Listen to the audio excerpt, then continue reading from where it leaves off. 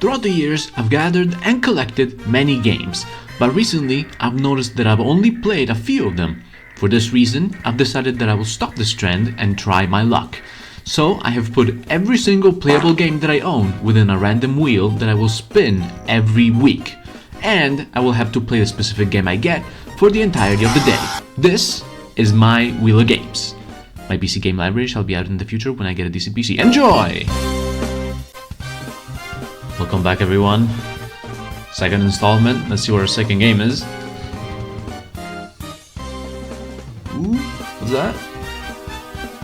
CyberPunk!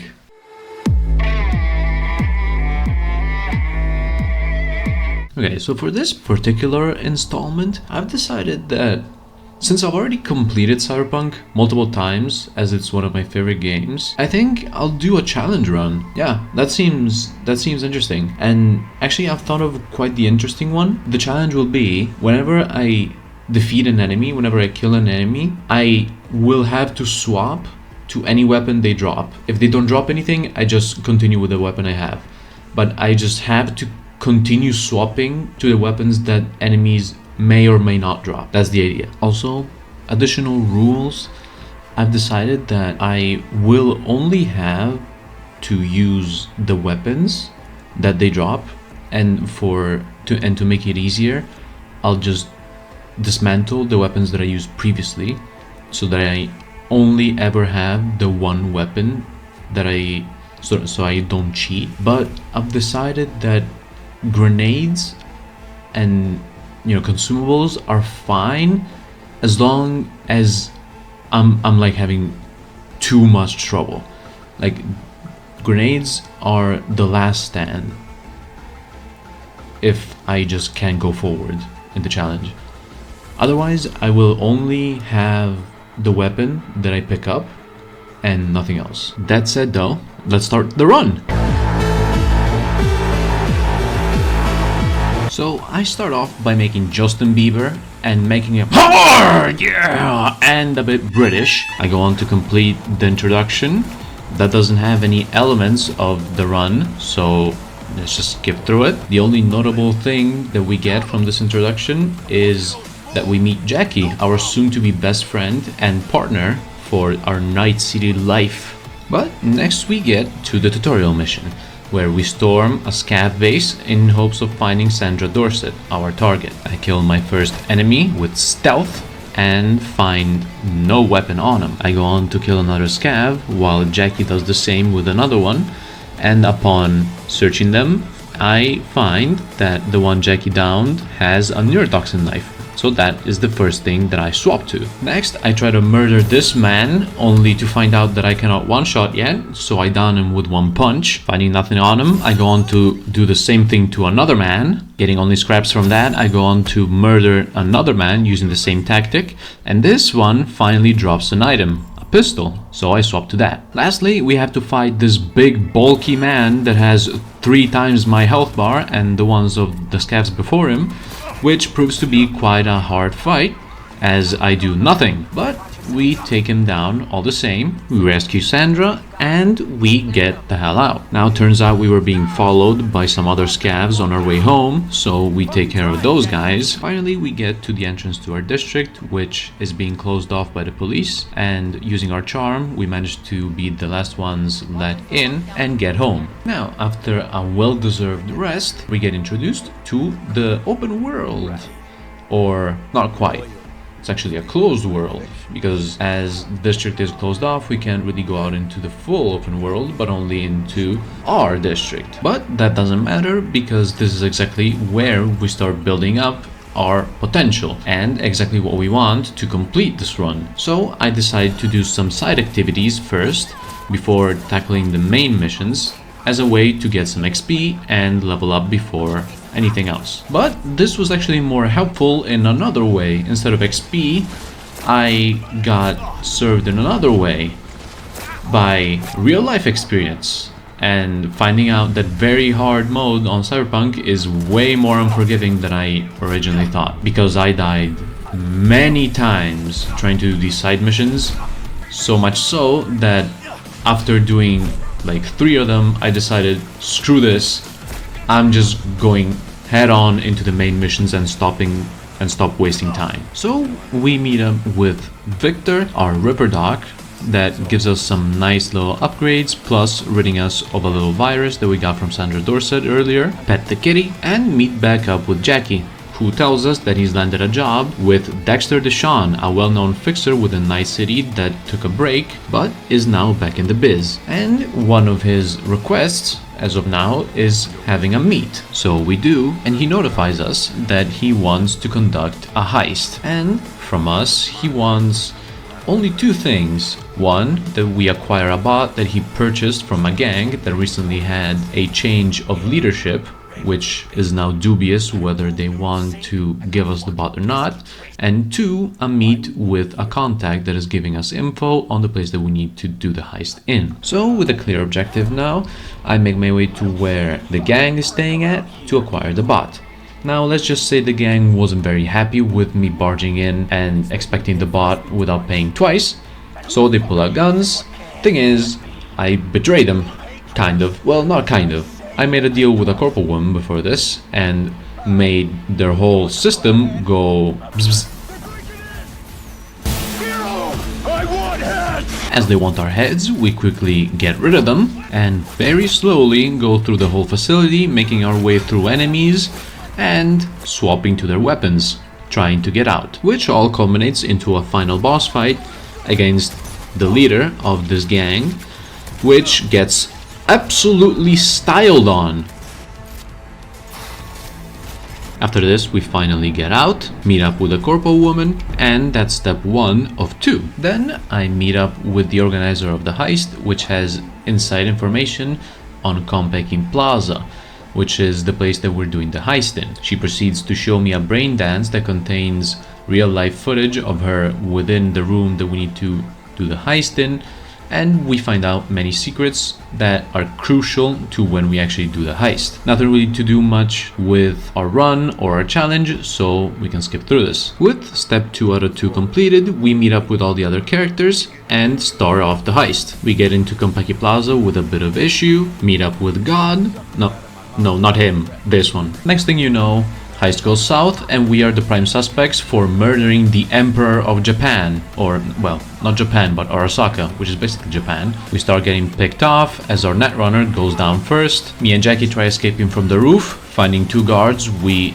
easily get rid of them, but find out that the AV is, well, not active. Trying our luck with parkour next, it doesn't go well either. We fall down into a repository of sorts where Jackie gets seriously injured, and the relic, the thing that we are stealing, is going down in cooling, which is not good. So we call the one that commissioned the heist to hopefully ask for hints on what to do next, and she says insert the chip within someone. Jackie does it, and now we need to hightail it out of here before he dies. Things get hectic from the start with many enemies and not very good weapons, but very thoughtfully and extremely slowly we eventually make it to the ground floor, where there are a lot of enemies with high health bars plus a gigantic mech waiting for us downstairs. Not going to lie, this took a lot of patience and mostly ammo to pull this off, but I managed to get down to the lower floor and meet up with Delamain, our mechanized and militarized taxi service. We got it out, quite literally, and eventually, when we're finally out of danger, our friend cannot hold on anymore. And as a dying act, he gives us the relic. Rest in peace, Jackie. Your death is always sad in every single playthrough. We meet back up with Dexter Deshawn to figure out what to do next, and he doesn't really know. So in the meantime, he tells us to wash our face because it's full of blood.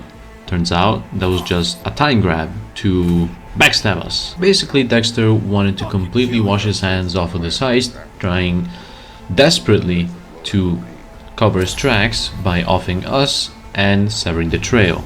As it turns out, Takemura, former bodyguard of the murdered emperor, made Dexter Deshawn dig us out of the trash heap that he put us in after killing us because we survived, as the relic which has Johnny Silverhand's construct in it, recreated our brain and basically healed our wound. During our escape, some Arasaka ninjas try to stop us, so we have a very intense chase scene that eventually ends up with us on top, but with everybody injured.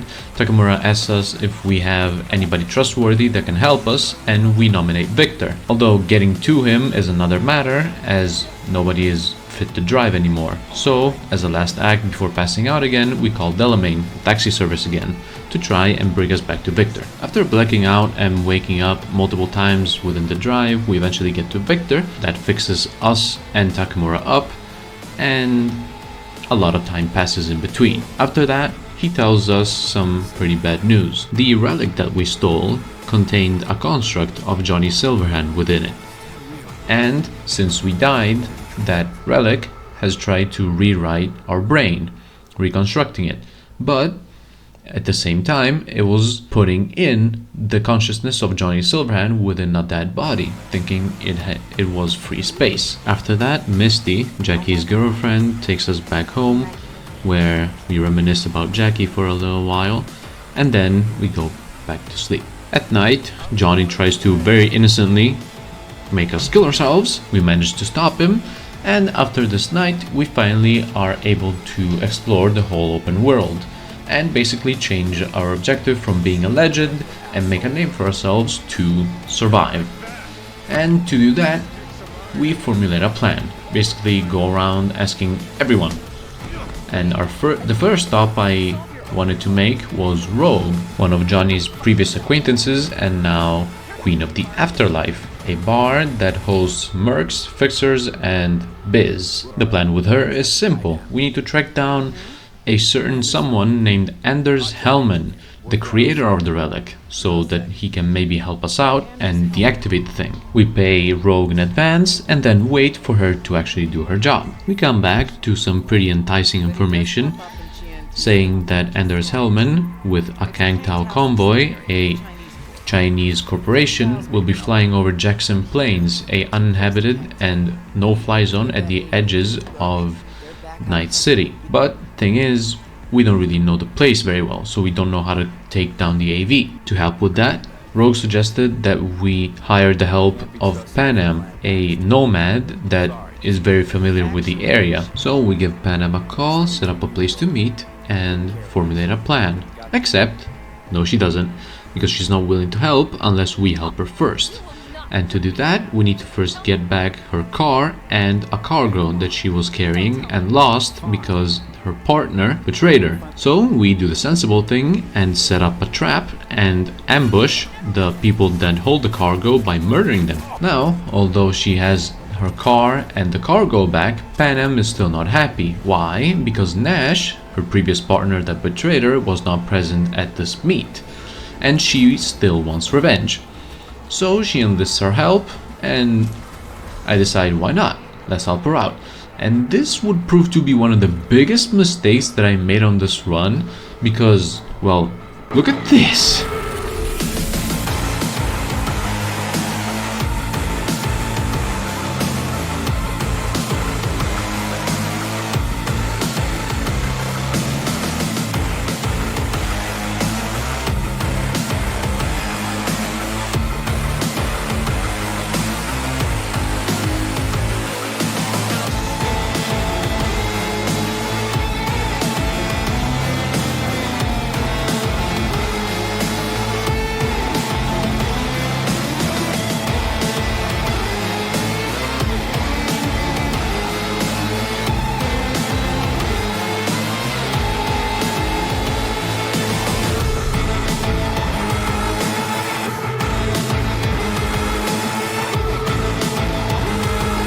Yeah, I spent a long time on that. Anyway, back to the program. We take down the AV where Anders Hellman is being held in. At the crash site, we find out that Panam's friends went in trying to look for survivors, or at the very least find supplies, which ended in their doom. Anyway, I quickly kill everyone and then get back to chasing Hellman, who turns out got taken to this gas station that got temporarily turned into a base of operations, awaiting reinforcements to take him away. I storm the place, die a couple times, then reach him, Eventually secure him, ask him the questions I needed, then give him off to Takemura. After that, I go on to follow the second line for survival that we have, which is meeting back up with Evelyn Parker, the person that orchestrated the heist, or that at least we think orchestrated the heist. Turns out she was last seen by Judy, the person that helped us with the brain dance earlier, at a place called Clouds. So I go there, ask a couple questions, get out. So the person I asked questions to at Clouds said she was last seen with Mr. Fingers right here. So I asked him a couple questions, very swiftly, to put it lightly. And he basically said that he sold her off to someone that he doesn't remember. To find that out, we looked at a BD of a Death's Head moth, where we found some clues that point to an ex-power plant of Electric Corp, now inhabited by scavs.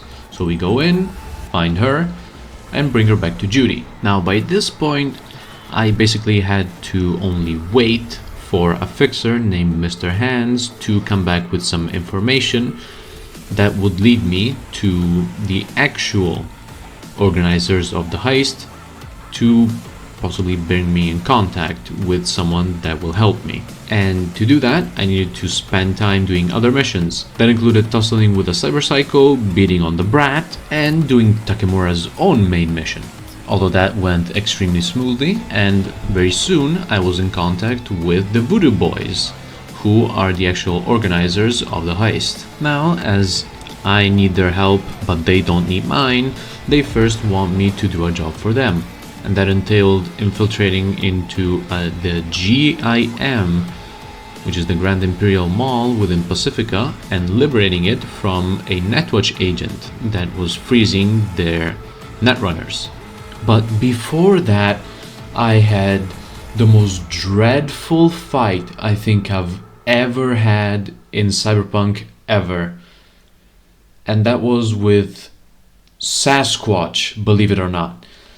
And that's because I had to fight her with her own weapon that I stole off the ground, and I could not dodge, basically having to take all of her punches, counterattacking, and it was not fun. It was not fun fighting her at all, but I did it. I did it. It was painful, and I did not enjoy it one bit.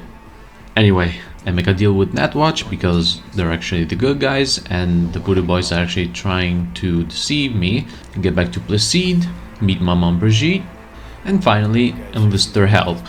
They say that they can help me by making contact with an AI from beyond the Black Wall, Alt Cunningham. Here we get another flashback from Johnny's past, where it shows that his girlfriend was abducted and put into the internet, basically, making her a living AI that we also even managed to meet, as she saves us from the frying of the brains that the Netwatch agent did to the other Voodoo boys, and she also agrees to help us when we manage to reach Mikoshi at the bottom of Arasaka Tower, basically saying that she will save us. But before that, we actually need to escape from the den of the Voodoo boys, which proves to be quite difficult, although not as difficult as Placide's fight itself, which I had to do like this.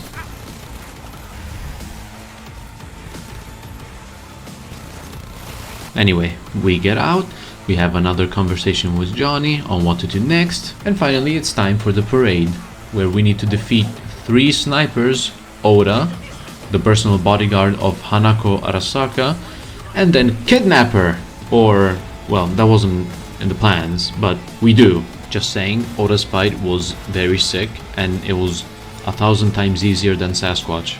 Make that make sense. Anyway, we get Hanako on board, Arasaka storms the place, destroying everything, and making this escape, I gotta tell you, it was the most fun I've had in this run, because this shotgun that is on screen right now is all the operatives that want to kill you have, and all they drop, and it is so easy to kill them with this thing. It is insane, making the rest of the run feel incredibly hard. That said, I rescue my boy Takemura and we make our escape. After this, we black out again and Johnny manages to save us this time. With this, everything was set. Hanako was finally waiting at Embers, signaling that it was the point of no return, and I could finally finish the game if I wanted to.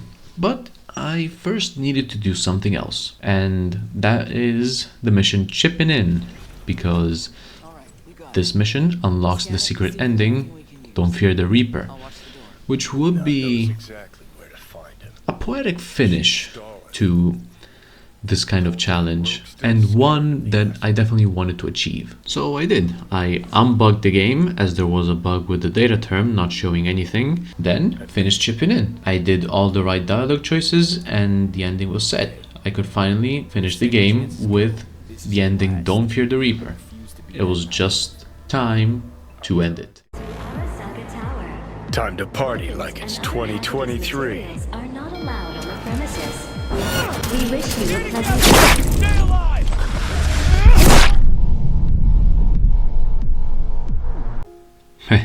Yep, there was absolutely no way I was doing that one.